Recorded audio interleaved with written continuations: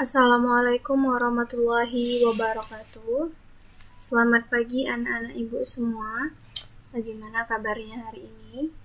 Ibu doakan semoga kalian selalu dalam keadaan sehat dan tetap semangat untuk memulai pembelajaran kita pada hari ini. Baiklah, hari ini adalah hari Senin, kita kembali belajar bahasa Indonesia. Ini merupakan bab yang ketiga dalam proses pembelajaran kita kali ini tentang teks eksposisi. Ini adalah pertemuan pertama kita di bab yang ketiga ini.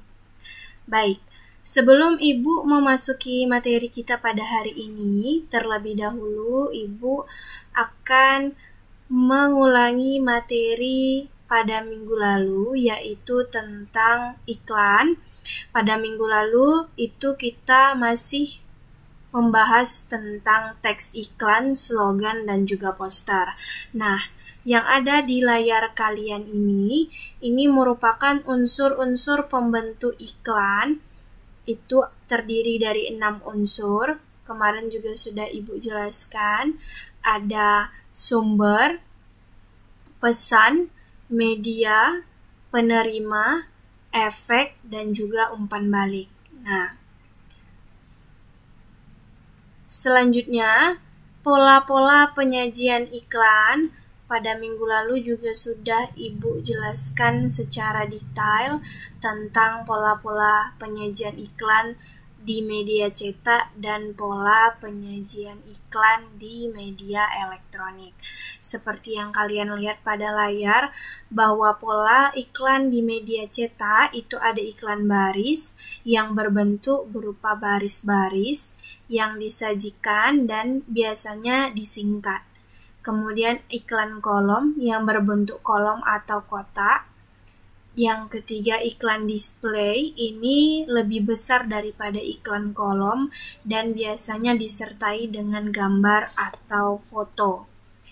Sedangkan iklan media elektronik terdiri dari 4 iklan. Yang pertama, iklan radio yang mengandalkan suara dan bunyi.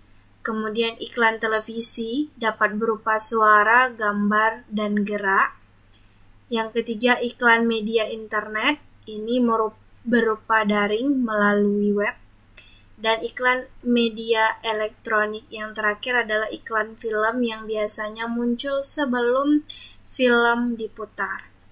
Nah, ini adalah materi pada minggu lalu. Kita juga sudah melakukan ulangan untuk materi tentang iklan, slogan, dan poster ya. Kita masuki materi kita pada hari ini, yaitu tentang teks eksposisi. Terlebih dahulu kamu harus mengetahui tujuan pembelajaran yang harus kamu capai dalam proses pembelajaran kali ini. Yang pertama, hari ini kita akan belajar mengidentifikasi informasi yang terdapat di dalam teks eksposisi. Yang kedua, memahami pola pengembangan teks eksposisi. Nah, baiklah, sebelum kita memasuki materi kita tentang mengidentifikasi informasi dalam teks eksposisi dan pola pengembangan teks eksposisi, terlebih dahulu kamu harus mengetahui apa itu teks eksposisi. Silakan perhatikan layar kalian. Teks eksposisi itu adalah sebuah paragraf atau karangan yang di dalamnya terkandung informasi-informasi serta pengetahuan yang ditulis dengan tujuan untuk dapat memberikan atau menjelaskan pengertian kepada penulisnya secara singkat, akurat, dan padat. Tujuan dari teks eksposisi sendiri itu adalah sebagai sarana untuk memberikan informasi tertentu supaya pembaca itu menjadi lebih jelas dan bertambah ilmu atau wawasannya terhadap suatu informasi yang dibaca. Teks eksposisi juga tergolong ke dalam teks yang berupa teks narasi. Teks tersebut mengemukakan sejumlah pendapat yang disertai dengan fakta ada penilaian di dalamnya, kemudian ada juga dorongan, ajakan, atau ajakan-ajakan tertentu kepada halayak atau kepada masyarakat. Nah, biasanya teks eksposisi ini terdapat kalau di media massa itu berupa esai, di koran itu tajuk rencana atau editorial, atau bisa juga berupa tanggapan kritis. Selanjutnya, kita masuk kepada ciri-ciri teks eksposisi. Perhatikan layar, ada beberapa ciri-ciri teks eksposisi yang perlu kalian ketahui. Yang pertama, ciri-ciri teks eksposisi itu adalah gaya informasinya mengajak pembaca. Jadi teks eksposisi itu bertujuan untuk mengajak pembacanya.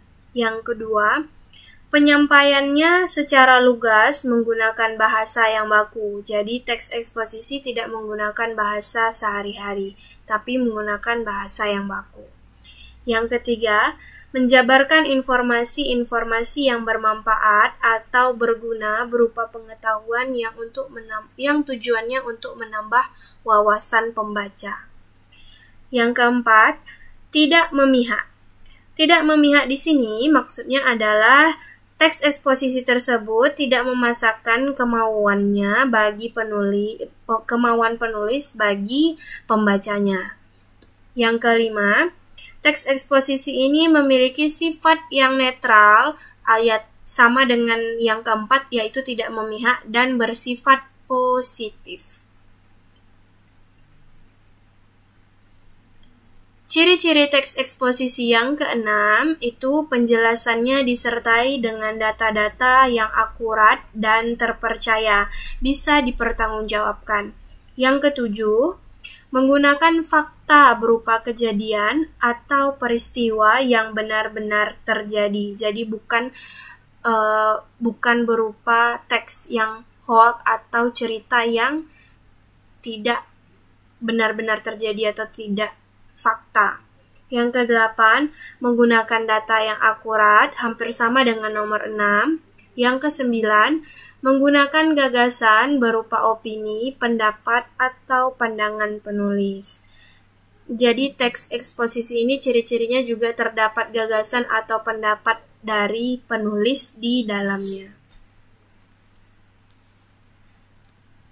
Kita masuk kepada materi yang selanjutnya, yaitu unsur teks eksposisi. Nah, unsur utama teks eksposisi itu terdiri atas dua unsur, yaitu yang pertama adalah gagasan dan yang kedua berupa fakta.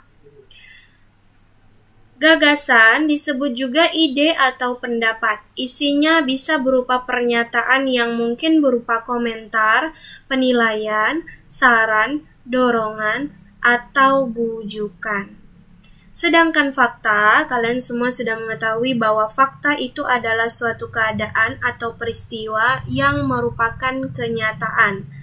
Sesuatu yang benar-benar ada atau benar-benar terjadi. Dalam teks eksposisi, fakta ini berfungsi untuk memperkuat gagasan sehingga diharapkan lebih meyakinkan pembaca atau meyakinkan halayak ramai atau masyarakat.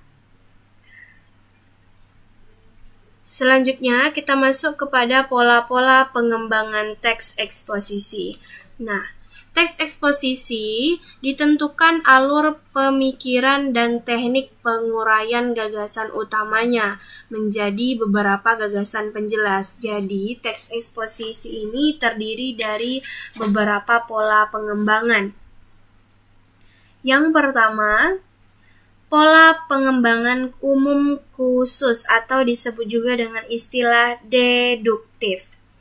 Pola umum khusus ini merupakan pola pengembangan teks eksposisi yang ide pokoknya itu ditempatkan pada awal paragraf yang kemudian diikuti oleh ide-ide penjelas.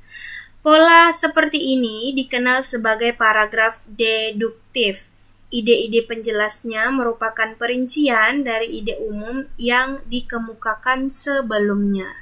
Jadi, Pada pola pengembangan yang pertama ini, itu dijelaskan terlebih dahulu gagasan umum, setelah itu diiringi oleh kalimat-kalimat penjelas atau kalimat yang lebih khusus. Pola pengembangan yang kedua itu adalah pola khusus umum, kebalikan dari pola pengembangan yang pertama, ini disebut dengan induktif. Pola khusus umum bersifat khusus diikuti oleh uraian yang bersifat umum.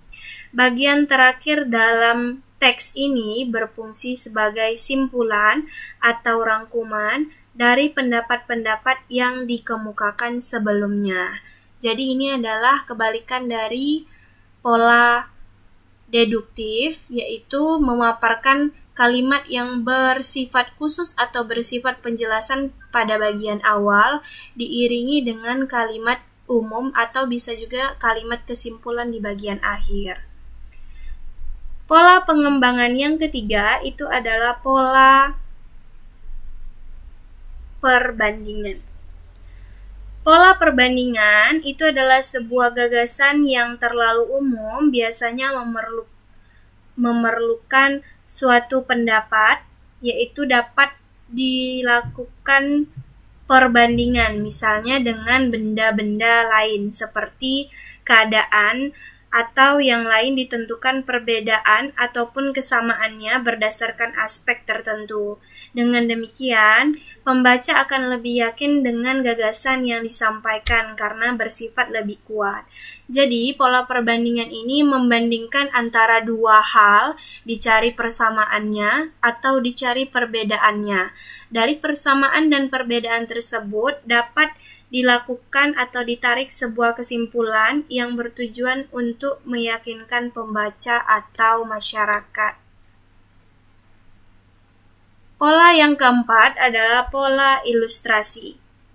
Sebuah gagasan yang terlalu umum biasanya memerlukan ilustrasi-ilustrasi yang konkret atau ilustrasi yang lebih jelas.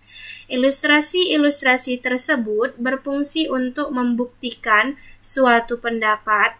Dalam hal ini, pengalaman pribadi merupakan ilustrasi yang paling efektif dalam meyakinkan kebenaran suatu gagasan. Jadi, pola ilustrasi ini biasanya teks eksposisinya menampilkan gambaran berupa ilustrasi-ilustrasi yang bertujuan untuk membuktikan suatu pendapat yang untuk meyakinkan pembaca atau masyarakat. Baiklah, itu tadi materi kita pada hari ini. Seperti biasa, latihan dan tugas kamu untuk hari ini itu silakan perhatikan dan lihat layar. Soalnya adalah tunjukkanlah gagasan umum, pendapat dan fakta dari kutipan teks eksposisi di bawah ini. Nah, Ibu berikan kamu satu buah kutipan teks eksposisi. Silakan tentukan tiga yang ada di dalam tabel. Pertama, tentukan ide pokok dari teks di atas, tentukan pendapatnya, tentukan faktanya, tuliskan ke dalam tabel seperti yang ada pada layar. Teksnya yang berwarna putih ini. Kerja sama kepala sekolah dan guru-guru sekolahku amat baik. Kondisi ini membuat hubungan siswa dan guru juga terjalin harmonis. Guru mata pelajaran seperti guru agama, bahasa Indonesia, dan olahraga dapat melaksanakan pembelajaran yang bermutu. Siswa pun dapat belajar dengan aktif dan penuh prestasi. Nah, dari kutipan teks ini, kamu cari ketiga-tiganya dan masukkan ke dalam tabel. Latihan dibuat di buku latihan bahasa Indonesia dan setelah selesai, seperti biasa, dikumpulkan kepada Ibu secara langsung.